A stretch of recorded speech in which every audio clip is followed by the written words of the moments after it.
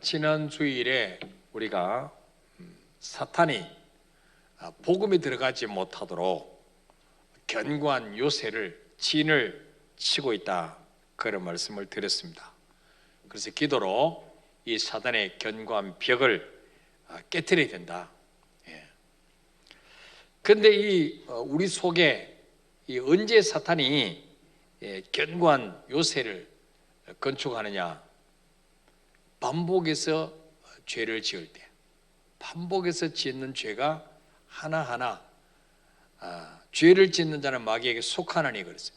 죄를 짓는 순간부터 우리는 마귀 손아귀에 딱 잡혀가지고 점점 마귀로 하여금 우리 속에 자기 진지를 더 굳게, 더 튼튼하게 세우는 그런 역할을 합니다.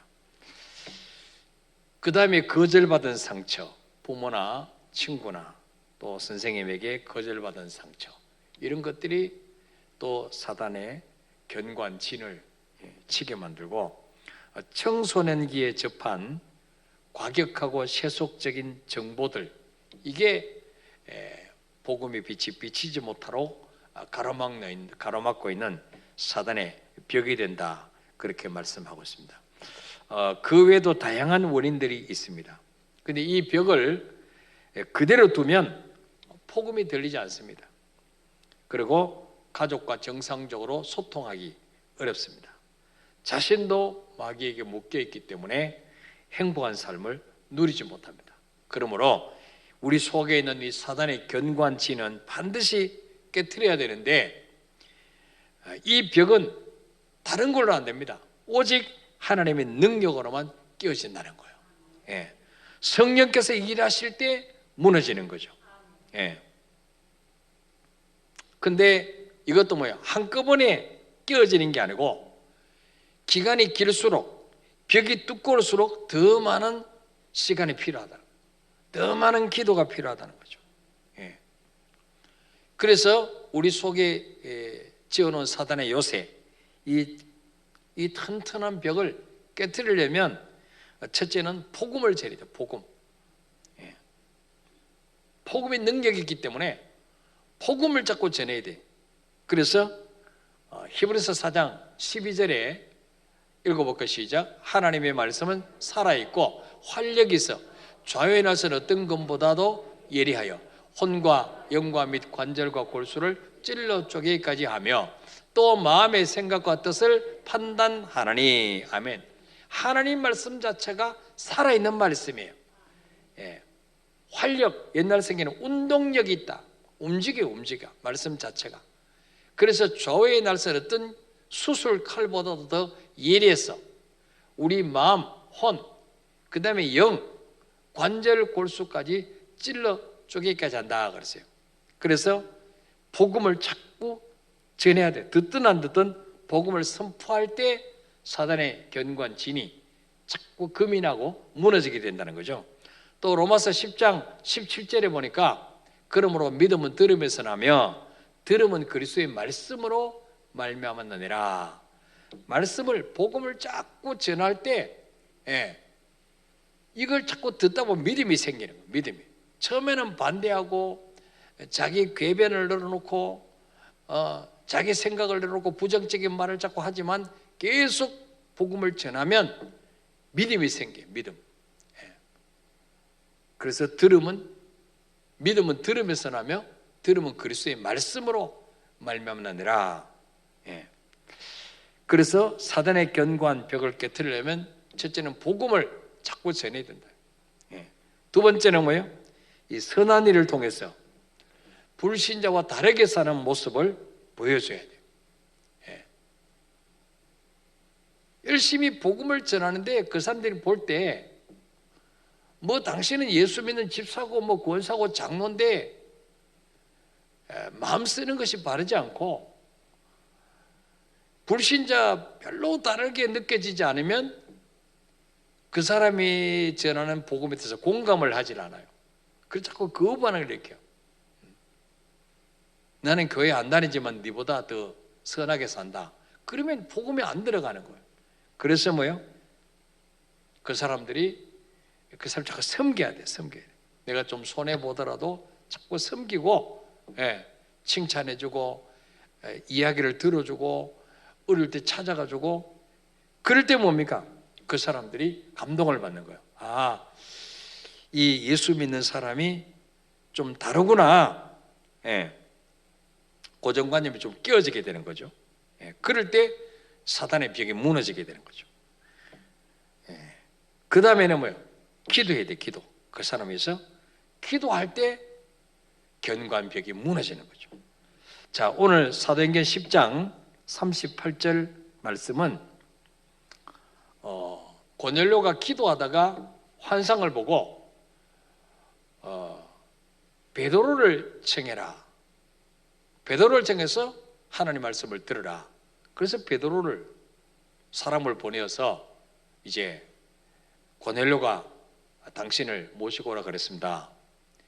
이제 베드로가 이제 고넬료 집에 갔더니 그 가족들과 친지들 다 모아놓고 기다리고 있어요. 그들에게 베드로가 예수님을 소개했는데 예수님을 어떤 분이라고 소개했느냐? 사도행전 10장 38절에 보니까 하나님이 나사렛 예수에게 성령과 능력을 기름 붓듯이 하셨다. 바로 내가 믿는 예수는 성령과 능력으로 기름 부음 받은 분이다. 이거를 증거했어요. 성령과 능력으로 기름 부음을 받은 분이다. 그 다음에 두 번째로 베드로가 전한 예수는 어떤 분이냐? 마귀에게 눌린 모든 사람을 고칠 수 있는 능력이 있는 분이다. 마귀에게 눌려있는 모든 사람을 고칠 수 있는 능력이 있는 분이 바로 내가 전하는 예수님이다. 그래서 뭐예요? 복음을 전할 때 예수 이름으로 명령할 때 마귀에게 눌려있던 자들을 예수 이름이 다 고치시는 거예요. 치료하시는 거예요. 상처를 싸매어 주시고 고정관념, 궤변, 개똥철학을 다 깨트려 주시고 하나님의 말씀 앞에 굴복하게 만드는 거예요. 이건 예수님밖에 할 수가 없어요. 그래서 기도해야 되는 거예요. 그리고 또 하나 베드로가 전한 예수는 어떤 분이냐? 두루 다니며 선한 일을 행하시고, 두루 다니며 선한 일을 행하신 분이다. 그래서 우리 그리스도인들이 선하게 살면서 복음을 전하면 그 사람을 가두고 있는 사탄의 요새가 금이 가기 시작하는 거죠. 그리고 나서 집중 기도할 때 하나님의 능력으로 그 벽이 무너지게 된다는 거죠. 그러나 기도를 소홀히 하면 벽이 깨어지지 않는다는 거예요. 비록 벽이 흔들리고 금이 간 상태라 할지라도 계속 버티고 있는 거죠. 그대로 남아 있는 거죠. 그러니까 복음이 들어갈 수가 없는 거죠. 복음을 전하면 그 벽의 기반이 흔들립니다. 또 예수 이름 앞에 마귀의 권세가 꺾이기 때문에 가까이 있는 그리스도인들이 정말 빗되게 살면 그 벽이 금이 가기 시작한다는 거예요. 그동안 갖고 있는 기독교에 대한 편견과 고집이 흔들리게 되는 거죠. 그리고 마지막 순간에 강력한 기도의 능력이 나타나서 그 벽이 와라를 무너지게 됩니다. 그래서 이사야 58장 6절에 보니까 내가 기뻐하는 금식은 흉악의 결박을 풀어주며 멍의 줄을 끌어주며 압제당하는 자를 자유하게 하며 모든 멍에를 꺾는 것이 아니겠느냐. 육신적인 밥을 먹지 않고 금식기도 하는 것도 필요하고 또 뭐예요? 내가 좋아하는 거 미디어 금식도 필요하고 내가 좋아하는 걸 자제하면서 하나님 바라보고 기도하는 거죠. 그럴 때 뭡니까? 그 사람을 묶고 있던 사단의 흉한 결박이 풀어지는 거예요. 그 사람을 묶어서 지옥으로 끌고 가고 있던 멍의 줄이 끌어지는 거죠. 그 사람을 압제하는 사단에게 압제당하던 자가 자유하게 되는 거예요. 이게 바로 금식기도의 능력이에요. 금식기도의 능력. 기도는 죽지 않는다는 그 책에 보면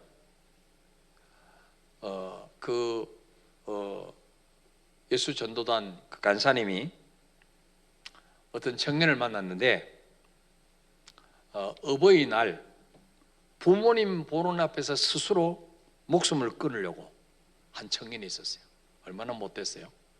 부모님 어버이날, 그것도 어버이날 부모님 보는 앞에서 목숨을 끊으려고 시도를 했어요. 예. 근데 그날 그 아들의 행동이 평소와는 좀 달라서 엄마가 늘 지켜보고 따라다녔어요.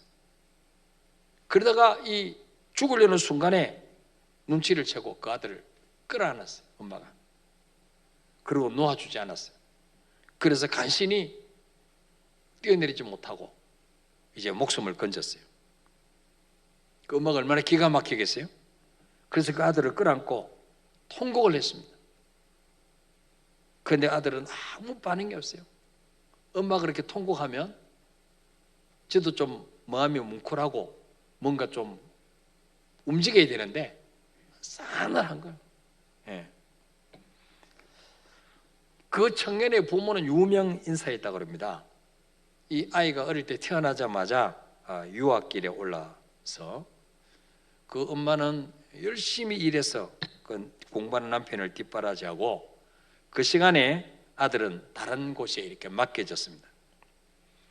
초등학교 졸업할 때까지는 잘 크는 것 같았어요. 그리고 이제 학위를 따고 한국에 돌아왔는데 중학교에 들어가자마자 이 아이가 독서에 빠졌어요. 방에 들어가면 나오질 않아요. 책만 보고 앉았어요. 부모와 대화도 단절됐어요. 예. 그래서 부모는 어쨌든 책을 보니까 뭐 책은 많이 볼수록 좋은 거니까 별로 염려하지 않고 내버려 뒀다는 거죠. 근데 고등학교 1학년 말 때부터 친구들하고도 다 이제 친구들에게도 관심이 없고 부모와도 대화하지 않고 오로지 책에만 빠져 있는 책에.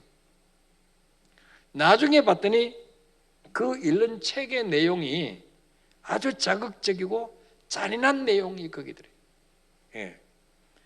그런 책을 계속 탐독하다가 책에 있는 내용을 행동으로 옮긴 거예요. 어버이날 부모 앞에서 스스로 목숨을 끊으려고. 그 다 그 책에서 나온 내용이에요. 그거 보고 하려고 그렇게 하는 거죠. 그래서 고등학교도 중퇴하고 이렇게 방 안에 들어앉아가지고 두문불출하는 거예요. 친구들 막 다 끊어지고 부모와도 이제 이 대화도 하지 않고. 그래서 이제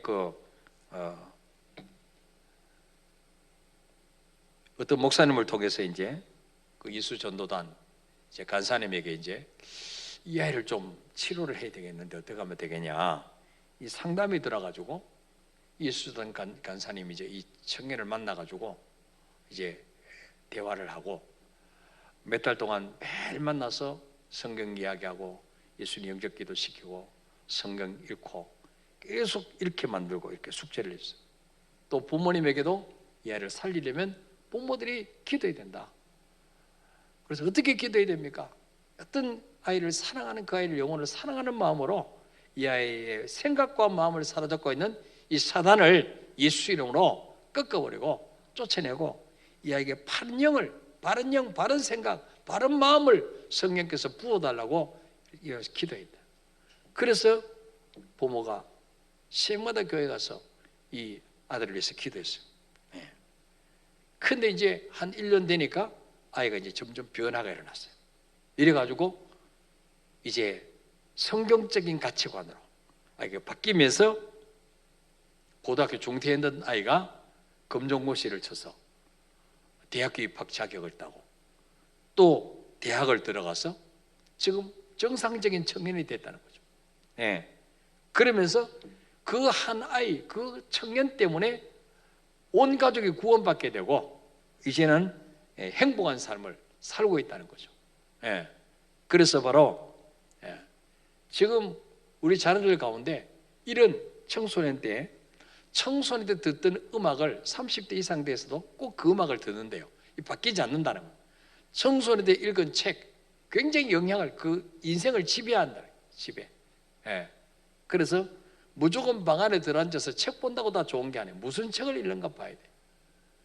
예. 그래서